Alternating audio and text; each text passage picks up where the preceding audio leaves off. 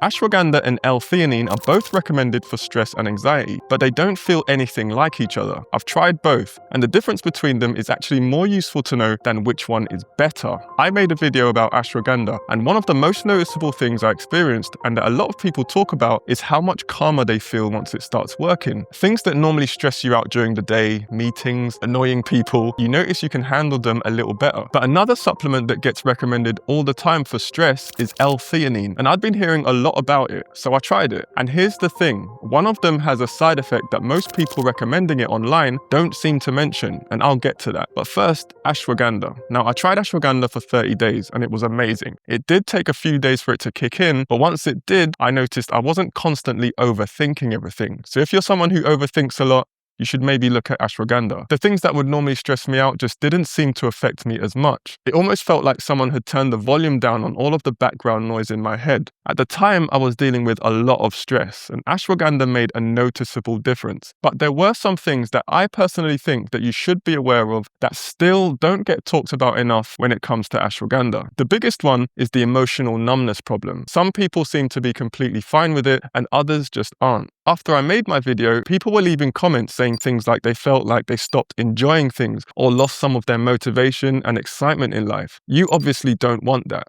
I even made another video talking about that side effect because I think people should know about the good and the bad. Ashwagandha can be really effective, but for some people, it comes with trade-offs. Some people cycle it to reduce the chances of running into that problem, so it does require a bit more thought. I always say that these natural supplements shouldn't be taken lightly. Just because they're natural, it doesn't mean that they're weak. The ones that actually work can have very noticeable effects, and I think ashwagandha is definitely one of them. Now, L-theanine was almost the complete opposite experience. I'd heard loads of people saying that they felt calmer within an hour of taking it, but that wasn't what happened for me. The first few days, I honestly thought it wasn't doing anything. After about a week of really not noticing much, I actually increased the amount I was taking because I assumed maybe I just wasn't taking enough. Now, even then, it still wasn't some dramatic overnight change that a lot of people mention. What surprised me though is that after sticking with it for a while longer, I slowly started noticing that I wasn't reacting to stressful situations in the same way. It wasn't like a switch flipped. It was more like I'd get to the end of the day and I'd realize that I'd handled things a little bit better than I normally would have. I remember one specific week where I had a lot going on. The kind of week where I'd normally be in my head about everything, overthinking, and this week it just wasn't like that. It's not because things weren't stressful,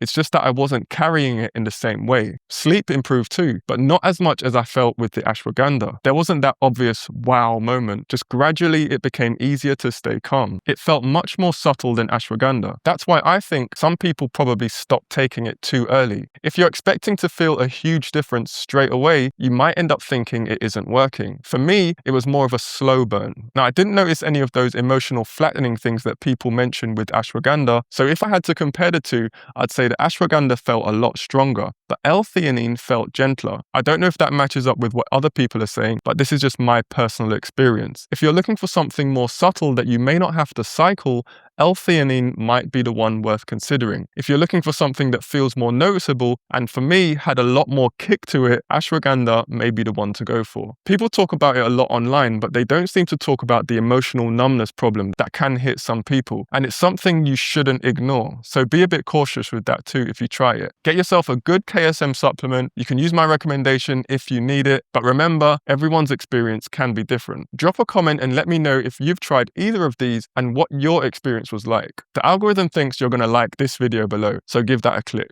I'll see you on the next one.